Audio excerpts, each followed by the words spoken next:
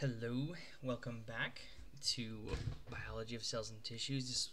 This time around, we're going to dive into the nervous tissue. So this is kind of my forte, one of my favorite lessons, because I just completed my master's in clinical neurology. So obviously, diving into the neuro stuff is sort of my forte. With this, if you have the current instructor who kind of the basis of these are off of, the order of this lecture is going to be a little bit different. I've reorganized and rewritten quite a bit in order to better present this material. So as always, if you can, leave a like on the video, subscribe if you are not subscribed yet, as I'm almost at that 500 subscriber mark, which is really when I can start hopefully doing a little bit more. And if you have any questions, comments, concerns, leave them down below and I'll get to them when I can. Okay, jumping in. So we're going to talk a lot about the nervous system. I'm going to kind of skip the lecture objectives this time just because there's a lot of material here and I want to hopefully not make this too many parts. So nervous system, especially as a doctor of chiropractic, I like to say that we are nervous system doctors. Most of what we deal with are nervous system type issues. Yes, movement is a huge part of what we do, as well as the chiropractic adjustment. As more and more research comes out, we are not moving bones like was thought, 50, 60, 70 years ago. But we are having an impact on the nervous system. We are having an impact on the patient's ability to move, to process information. And the whole goal of chiropractic is to allow to set the body up to allow it to heal itself, okay, and give it the tools that it needs. So when we talk about the nervous system, I'm going to jump into a little bit kind of just a general anatomy type stuff. We have two big parts of the nervous system. We have the central nervous system, being the brain and the spinal cord. That includes the brain, includes the cerebellum. The brain is often called the cerebrum, so you'll see that cerebrum, the cerebellum, brainstem, spinal cord, all of those components are the central nervous system. Then we have the peripheral nervous system, which are our cranial nerves, the 12 cranial nerves, the spinal nerves, and then also the ganglia associated with the spinal nerves. You can kind of break it up into two. Think of the central nervous system as like the command center. It processes the information and directs the controls. The peripheral nervous system is what is giving and feeding all that information into the processor, as well as carrying the actions that need to happen. A little bit overall about the nervous system. So give me one moment.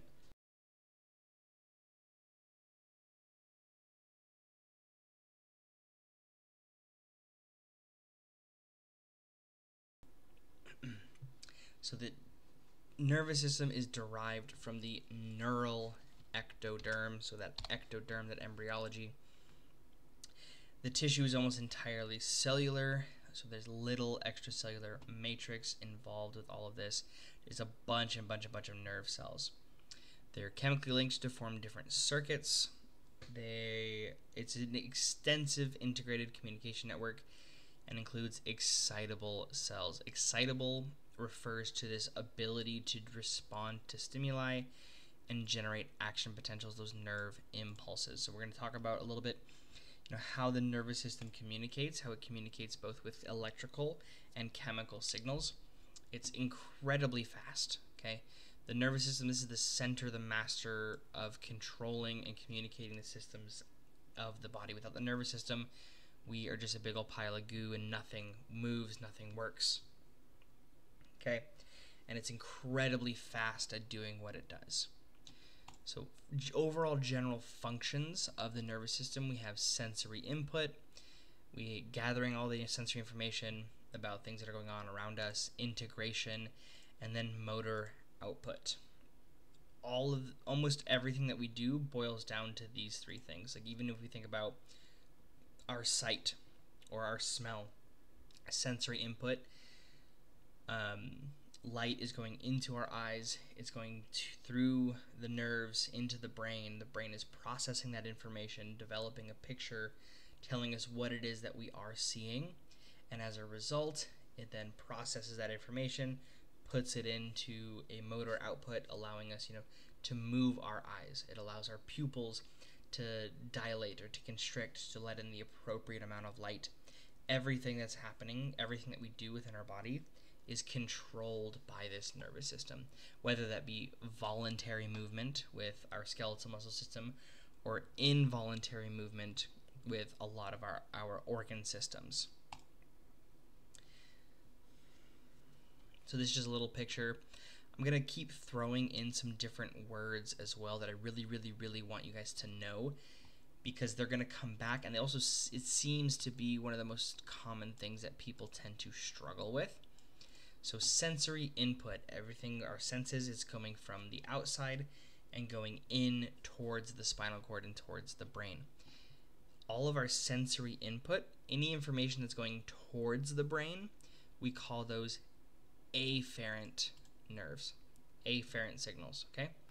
And then our brain integrates it all, and then we get in motor output these signals that are leaving our brain and our spinal cord and going towards the peripheral system are called efferent. So they're going away from the brain. Afferent towards the brain, efferent away from the brain. This is kind of the overall organization. We're not going to get super deep into this. You're going to have courses in more in-depth in anatomy. You're going to dissect the brain. You're going to be able to look at all those different components. You're going to have your neuroanatomy course. You're going to have your clinical neurology course. So a lot is going to go into the brain itself. So biggest things to understand: we have our central nervous system, we have our peripheral nervous system. They work together. The peripheral nervous system has a little bit more moving components, as you know, it also involves all of the muscles, it involves movement, it involves our organ systems and how they respond and interact with one another. So peripheral nervous system can be a little bit more seemingly complex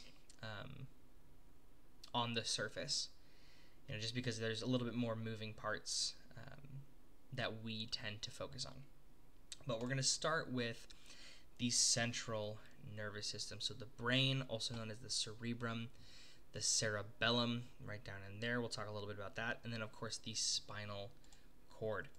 So so this is where I've kind of reorganized, where in the previous the professor's material, they started with a lot of the nitty-gritty little detail stuff. I prefer to start big picture and kind of move inwards, okay? So talking about the central nervous system, talking about the brain, we're going to see that it's made up of two different components that visually we can see. We have the white matter,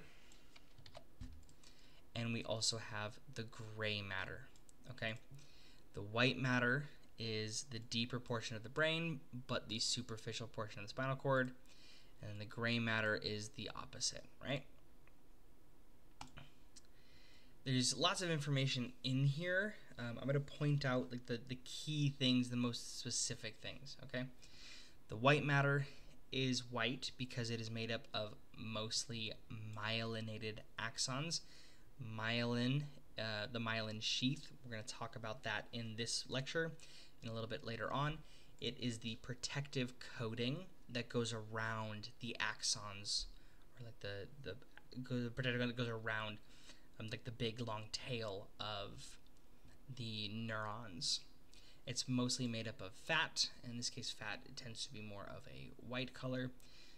So the white matter tends to be more of a white color. The gray matter has more of like the cell bodies, as well as axons, dendrites, and a bunch of some other cells that we're gonna learn about and focus on in this lecture. So it is a darker color. So we can see here the brain, gray matter on the outside, we call that the cortex. White matter on the inside, with a couple of smaller gray matter areas. A couple, we call these nuclei, where a lot of these cell bodies and stuff all come together deeper inside of the brain.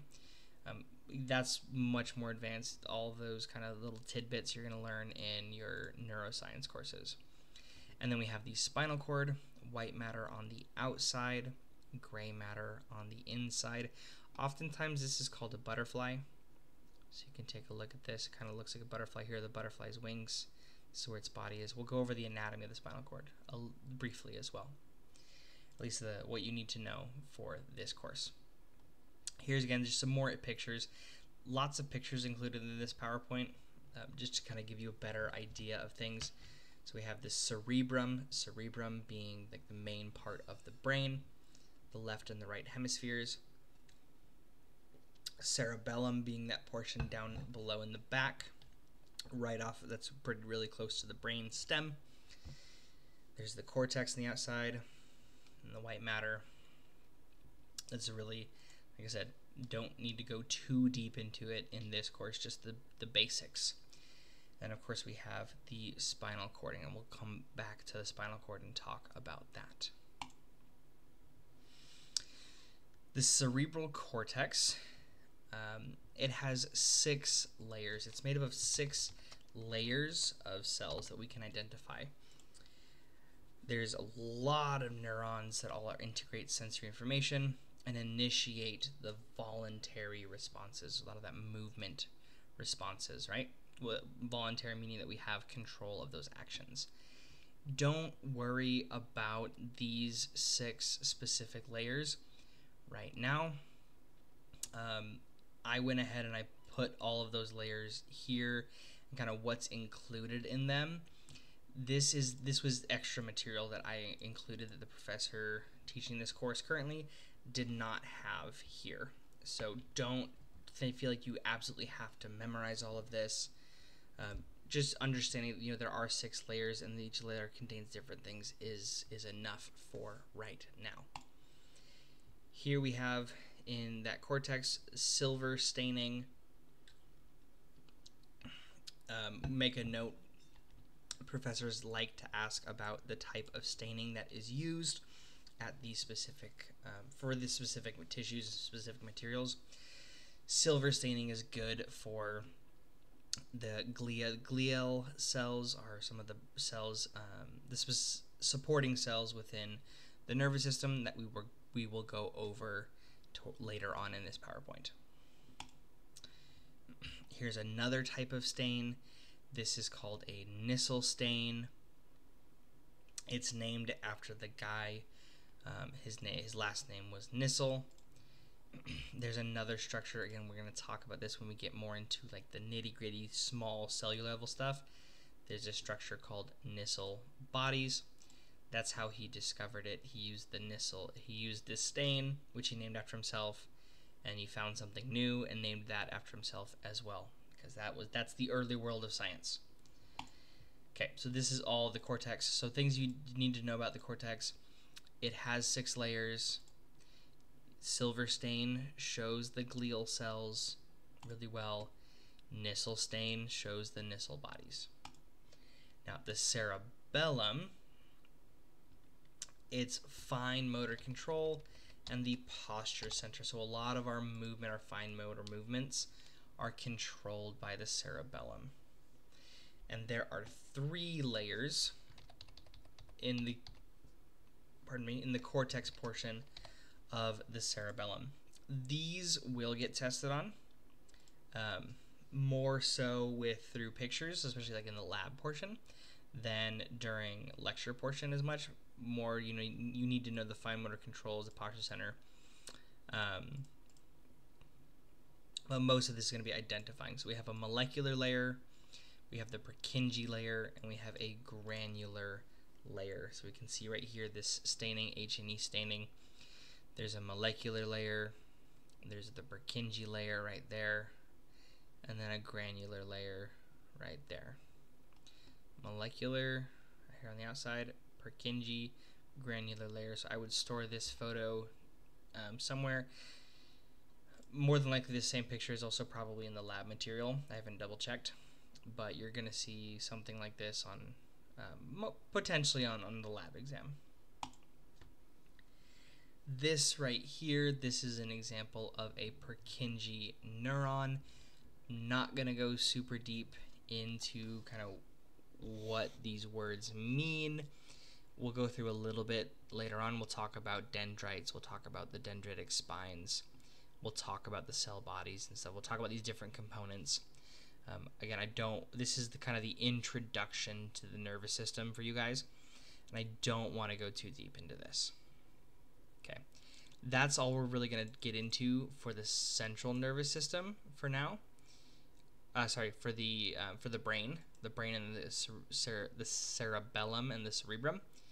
Now we're going to talk a little bit about the spinal cord, just some of the general stuff about it. So spinal cord, again, we have the gray matter, we have the white matter. Again, think about kind of what's in those two things. If it's white, it has a lot more of that substance called myelin that we'll talk more about. Myelin is made up of a lot of fat, so it's more white. So there we have the white matter. The gray matter has a lot more of the cell bodies, as well as some of the other supporting cells mixed into it. This is kind of the gray matter tends to be where things synapse, where they connect, and we'll look at exactly what that means later on as well. Okay, there's a lot of like introduction, and then we're really going to dive into it. Okay, so picking out the specific anatomy of the spinal cord. This isn't a great picture of it. I don't love this picture, but it gets the job done. So we have a couple different positions. We remember, think back to our anatomy and our positioning. Posterior, dorsal, ventral, anterior, lateral, all those kind of things. All those terminologies fit here as well. So we have the dorsal or the posterior horn, the ventral or the anterior horn, and this is both of these, so both sides. So you can cut this in half, and the anatomy is the same on both sides. Again, because spinal cord is going to both sides of the body, so you have identical towards each side. We have these lateral horns and of the central canal right down the very center of the spinal cord. There's a lot more structures in here that we could point to, but these are the most important ones when we talk about anatomy.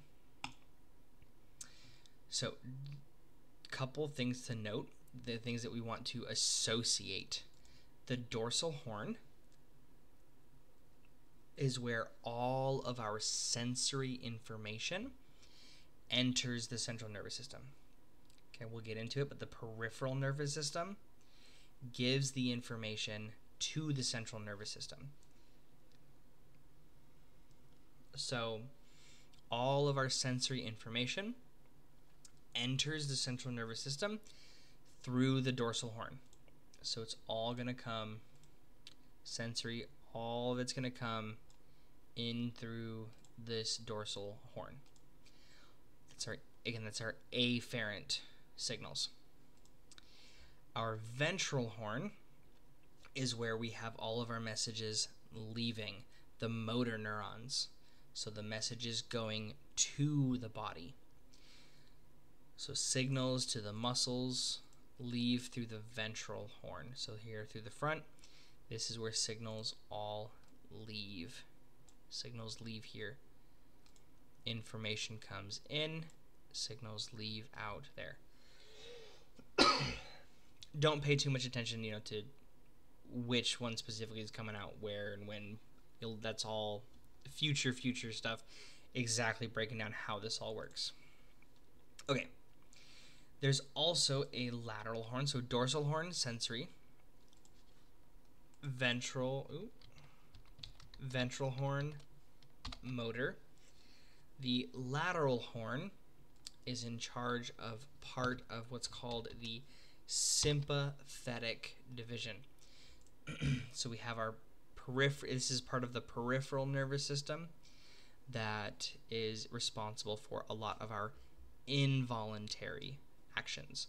So think about a lot of the organ systems, the heart, the lungs, the intestines, the kidneys, the glands, all that kind of stuff. Sympathetic nervous system, I should say the autonomic nervous system, deals with all of that. Part of the autonomic nervous system is this sympathetic nervous system. And again, we'll talk a little bit more when we talk about the peripheral nervous system itself. But this is where all of those components, all of those nerves and stuff meet, is in the lateral horn. And that is primarily in the thoracic region, and partially in the lumbar region as well. Here's just another little picture. Organization of the spinal cord. We have that anterior horn, the lateral horn, the posterior dorsal horn. Dorsal root ganglion, we'll talk about what that is a little bit later, as well as a ventral root. We'll talk about that later as well. This is again just showing information is coming in through the dorsal horn. Information is going out through the ventral root, or the ventral horn. Okay, that's central nervous system. Now we're going to jump into peripheral nervous system. Just like the name says, peripheral, we're dealing with the periphery, we're dealing with away from the center of the body, away from the brain, away from the spinal cord. We have cranial nerves, spinal nerves, structures called ganglia, sensory receptors, as well as this autonomic nervous system, so the sympathetic nervous system, and the parasympathetic nervous system as well. We're going to talk about each of those, some in more detail than others. So our peripheral nerves, kind of, I personally, if I were doing this for myself, I would sort each of these individually. I would do peripheral nerves, cranial nerves, and spinal nerves as 3 completely separate entities, but this professor already had it, cranial nerves and spinal nerves kind of categorized under peripheral nerves, so I decided to keep it that way just for simplicity's sake. But there is a lot more information that we can go over in the future when we get to cranial nerves and spinal nerves, especially in anatomy and neurology courses, and especially clinical neurology. So with the peripheral nerves, we have the spinal nerves, the cranial nerves, and any of those other nerves outside of the spinal cord and the brain. Nerves themselves, when you eventually get to kind of a gross anatomy course,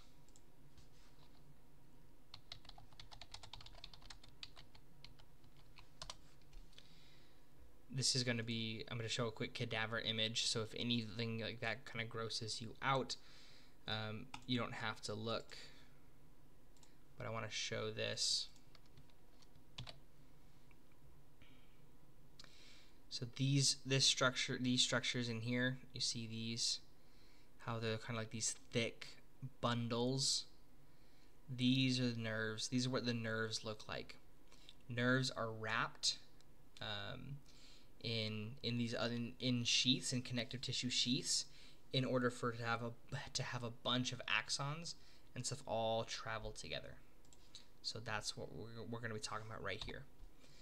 So these are bundles of nerve fibers or axons that are held together by connective tissue. They contain both the sensory and motor fibers, so both directions are traveling through the nerves. Okay. In the connective tissue sheets, we have the different layers.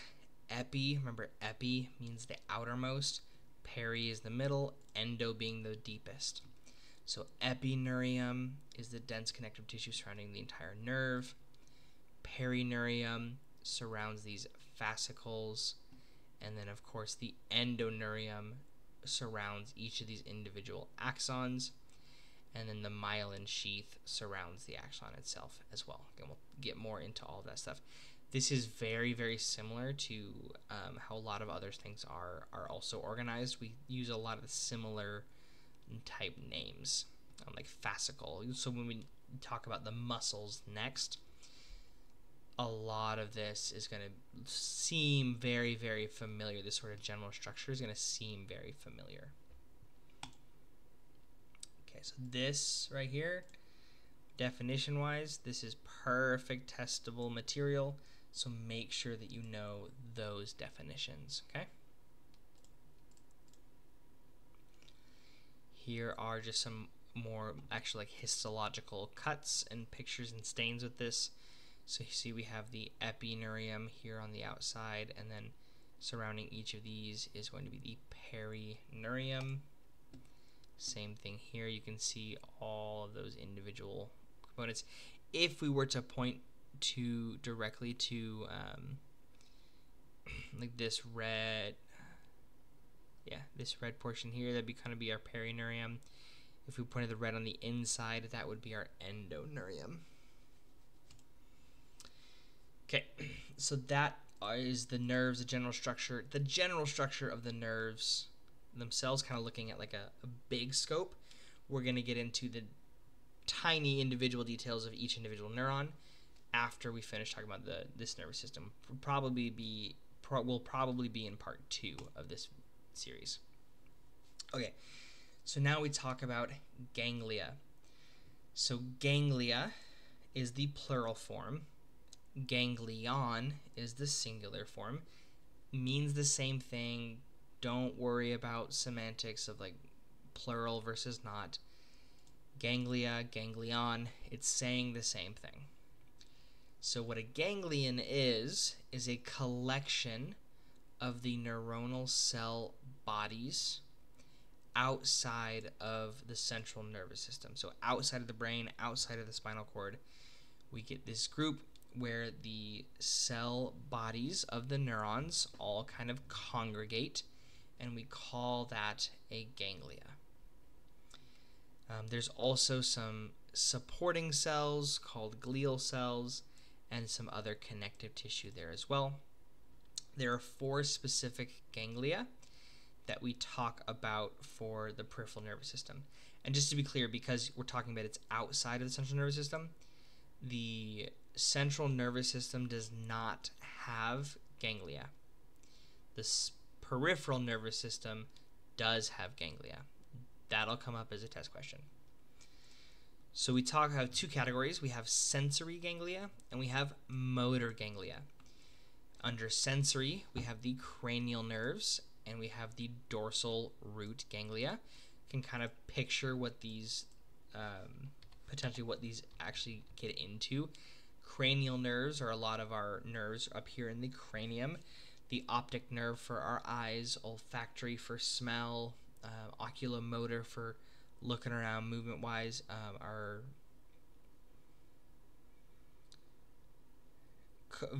cochlear and our vestibular nerves going to the ear for hearing and for balance. So a lot of our vagus nerve for a ton of our organ functions. All of these, are rooted within, some of our sensory components. We also have motor ganglia, which is our parasympathetic and our sympathetic ganglia. Just to make sure we understand that the peripheral nervous system is, as you kind of split down, it's split into what's called the autonomic nervous system. So we have the somatic. I'm going to actually go back to this to make sure. Hopefully we've already covered this a bit in anatomy, but I just want to make sure. So we have the peripheral nervous system, we have the sensory portion of it, and then we have the motor portion of it. The motor is split between somatic and autonomic. Somatic refers to voluntary, that's our skeletal muscle. Autonomic is our visceral or involuntary, visceral meaning like organs.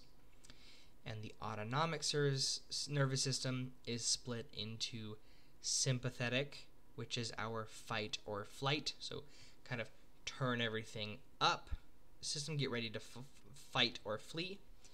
And then the parasympathetic is our rest and digest, kind of our relax, wind down, tone down kind of nervous system.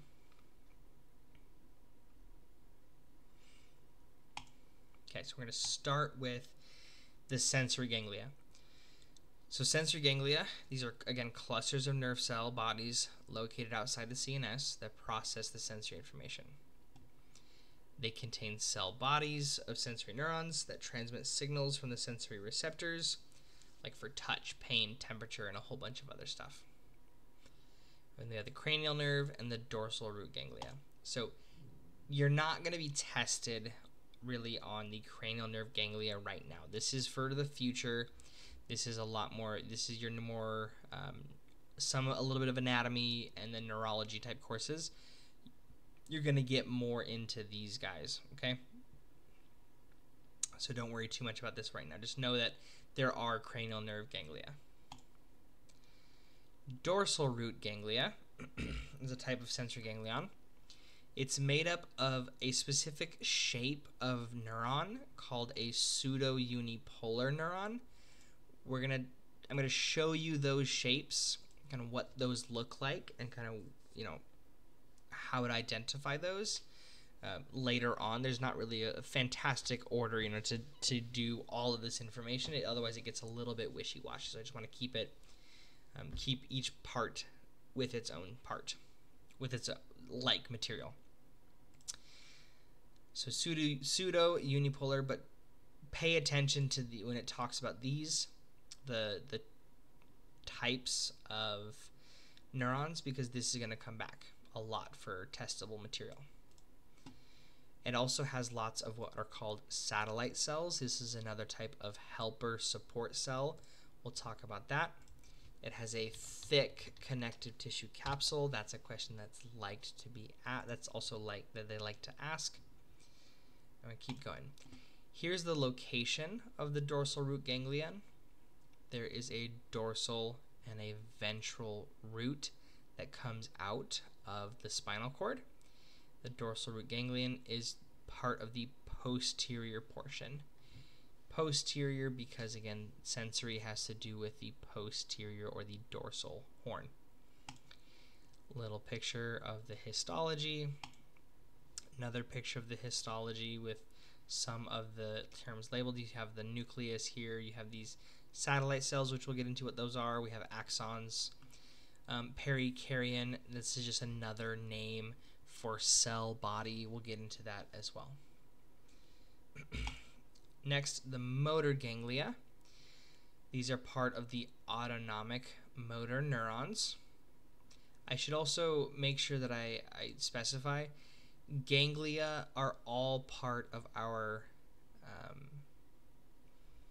involuntary system. So you'll have some type of test question that asks kind of where do you find ganglia. Ganglia are part of our involuntary functions. So the senses and the and the involuntary movements. So motor ganglia works with stuff like, you think about heart rate, digestion, gland secretion, all this kind of stuff. Don't worry too much about this second bullet point. This is just introducing you to some new terminology. Preganglionic neuron, so the part of the neuron that's before the ganglion or before the ganglia, and then postganglionic neuron, which is, you know, after the ganglia. Just want to introduce you to some of this terminology that you're going to start to see pop up in courses. So we're going to look at the parasympathetic ganglia. Remember, parasympathetic is our rest and digest, and then sympathetic ganglia, which is our fight or flight. Parasympathetic, the important things to remember is that the parasympathetic ganglia are often close to the organ. They should be almost essentially in the walls of the organ that they're responding to. They have no protective capsule, again, because they're inside of the organ itself. They don't need a protective capsule. And it's our rest and digest system. This is what it's talking about. We have our preganglionic neuron, and then it goes all the way to the ganglion. So it's pre being before the ganglion, and then we have our postganglionic fiber, which comes after the ganglion. So with parasympathetic, because it's so close, the ganglion is so close to the target tissue.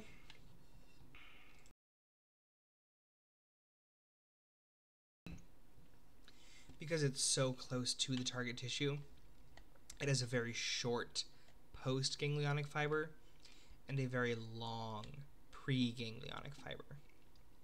Again, a lot of this info that I'm giving you now is kind of extra. You don't need to worry too much. You don't need to worry about the pre and post ganglionic fibers right now, unless professor specifies otherwise. Okay. Know that this ganglia is located in the walls of the organs and has no capsule. Here's kind of what it looks like. So we have all this other tissue. It's tucked right into there. In this case, this is within the digestive tracts. Another picture of that guy right there. And you see no capsule, nothing around it on the outside. Sympathetic ganglion. The sympathetic ganglia are located in something called a sympathetic chain.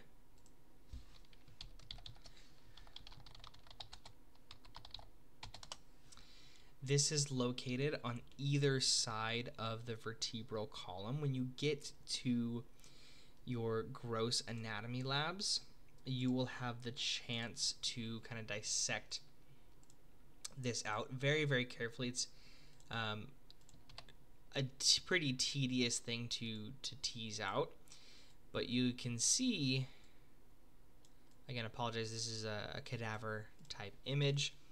So we see here, if we were to zoom out, right behind these, if we were to go a little bit further, our vertebrae run right here. So this is our heart right here. Right behind our heart, we have start having our vertebrae. And this pathway along here, and these little bulbs are our sympathetic ganglion. Okay.